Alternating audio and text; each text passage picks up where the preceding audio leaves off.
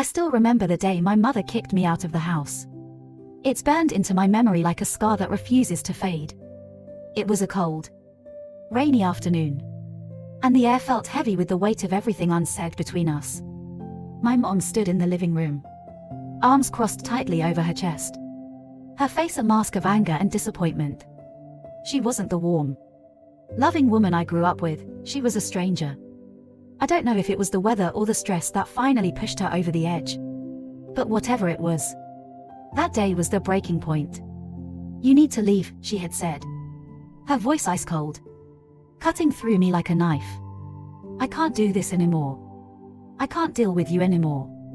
At first, I thought she was bluffing. My mother wasn't the type to make drastic decisions without a lot of thought. But as I stood there, staring at her in disbelief, I realized she was serious. Her eyes were filled with a kind of determination I hadn't seen in her before. She meant every word. I remember the flood of emotions that rushed through me: shock, anger, and a deep sense of betrayal. I had known things were tense between us lately, but I never thought it would come to this. Not in a million years. We had fought before. Of course, what mother and daughter didn't? But this was different. This wasn't just another argument that would blow over after a few days of silence. This was permanent. Or at least, it felt that way. "Mom, you don't mean this," I had said, my voice shaky, trying to hold on to the last shred of hope that she would take it all back. But she didn't. She just looked at me with that same stony expression and repeated herself, "Pack your things and go." And so I did. I packed up my clothes, threw them into a couple of old duffel bags, and left. I didn't know where I was going. I just knew I couldn't stay there. The house I grew up in, the place that had always felt like home, was no longer a safe space. It was suffocating, filled with too many memories, too much tension. I ended up crashing on my friend Cassie's couch for a few days while I tried to figure things out. She was supportive. Of course, Cassie had always been there for me, through thick and thin. But even though I had a roof over my head, I felt lost. It was like everything I had known, everything that had once been stable in my life, had crumbled around me. The first few days were the hardest. I kept waiting for my mom to call, to tell me she was sorry and that I could come back home. But the call never came. I would lie awake at night, staring at the ceiling, wondering how things had gotten so bad between us. We used to be so close. When I was younger, my mom was my best friend. We did everything together: shopping, watching movies, even just hanging out and talking about life. But somewhere along the way, that closeness had eroded, replaced by distance and resentment. Maybe it started when I turned 18 and decided not to go to college right away. My mom had always been a planner. She had my life mapped out for me before I even had a chance to think about what I wanted. And when I told her I wanted to take a gap year to figure things out, it was like I had thrown a wrench in her perfect plan. She didn't take it well. We fought constantly. She called me lazy, said I was throwing my future away. I told her she didn't understand me, that she was trying to control my life. It was a mess. Things got worse when I started dating Kyle. My mom never liked him. She thought he was bad news. And maybe she was right. Kyle wasn't exactly the most reliable guy, I knew that. But I loved him. Or at least I thought I did. And every time my mom told me he wasn't good enough for me, it just made me dig my heels in deeper. I didn't want to admit she might be right. So I stayed with him longer than I should have. Eventually, Kyle and I broke up. It was ugly. And I was heartbroken. But instead of turning to my mom for comfort, I pulled away even more. I didn't want to hear her "I told you so." I didn't want to admit that she had been right about him all along. So, I shut her out. And in turn, she shut me out. The months leading up to the day she kicked me out were a blur of arguments, slammed doors, and cold silences. We couldn't seem to have a conversation without it turning into a fight. Every little thing set us off, whether it was about money, my job, or the fact that I wasn't doing what she wanted me to do with my life. It was exhausting. And I think we both just reached a breaking point. After a week on Cassie's couch, I found a small, cheap apartment on the outskirts of town. It wasn't much, just a one-bedroom place with peeling wallpaper and a drafty window, but it was mine. For the first time in my life, I had my own space. And while it felt freeing in some ways, it was also terrifying. I was completely on my own. I got a job at a local diner to pay the bills. It wasn't glamorous, but it paid enough to keep the lights on and put food on the table. I tried to focus on rebuilding my life, on moving forward. But no matter how hard I tried, there was always a part of me that felt empty.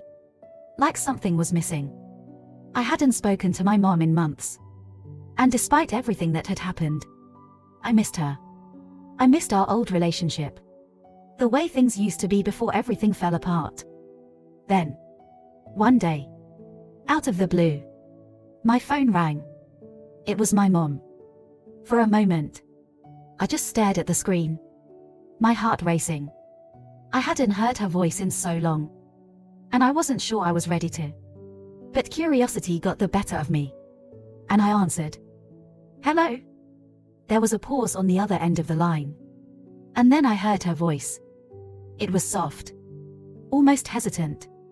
Hi, sweetie. It's Mom. I didn't know what to say. Part of me wanted to hang up, to tell her she had no right to call me after kicking me out.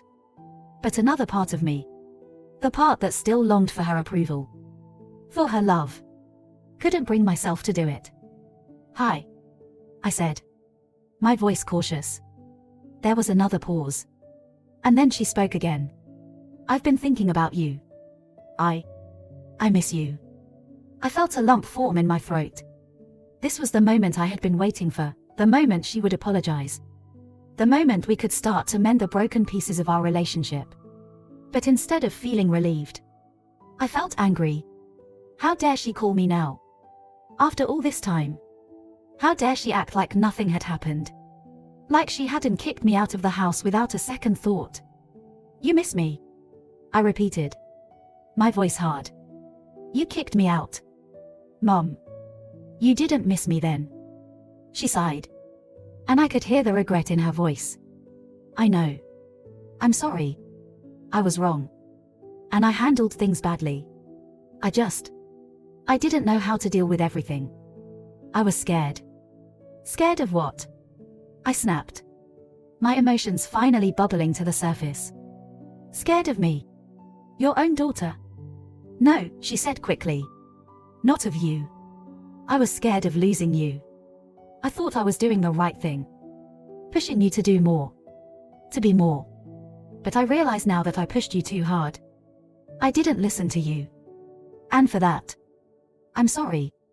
Her words hit me like a punch to the gut. I had been waiting so long to hear her say that. But now that she had, I didn't know how to respond.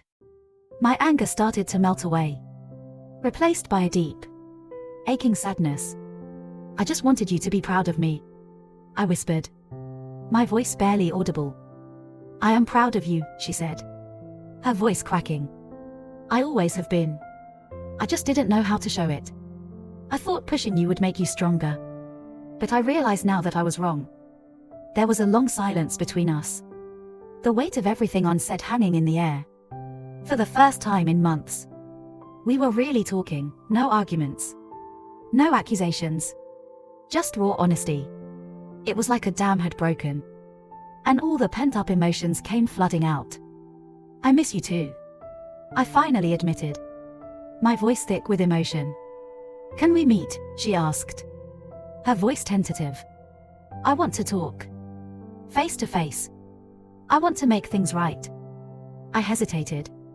Part of me was still wary, still hurt by everything that had happened. But another part of me, the part that still loved her, wanted to give her a chance. After all, she was my mom. And deep down, I wanted to believe that we could fix things, that we could find our way back to each other.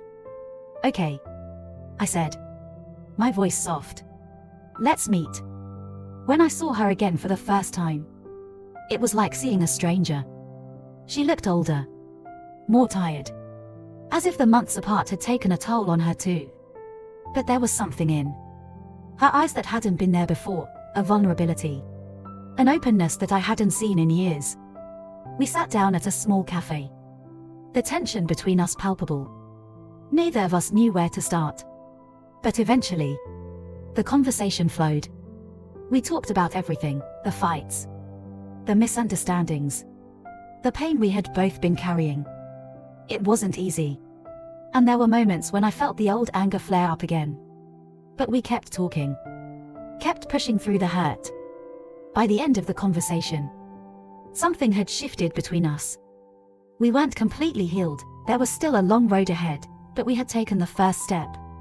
We had found a way to start rebuilding the relationship we had lost. Over the next few months, my mom and I worked on mending our bond. It wasn't perfect, and there were still moments of tension. But we were both trying. And for the first time in a long time, I felt like I had my mom back. Looking back, I realized that both of us had made mistakes.